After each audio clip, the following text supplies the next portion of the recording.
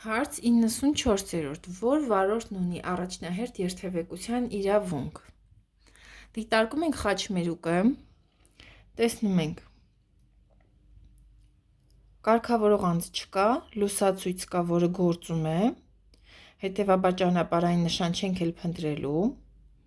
և ուղղորդվում ենք լուսացույցով։ Կանաչ լույս է գլխավորներից միացված, ունի նաև սեկցիոն հատված, սլաքը դեպի ձախ ուղղությամբ, հետևաբար ավտոմոբիլը, որը ձախ թարթիչ է միացրած և ուզում է գնալ ձախ, իրավունք ունի այս պահին իր երթևեկությունը շարունակելու։ Իսկ հատվող ճանապարհին ավտոբուս է, որը ունի լուսացույց, այս նկարի մեջ ընկերներ մի փոքր շփոթացնող է, որովհետև և կարմիրն է միացված ավտոբուսի, և կանաչն է,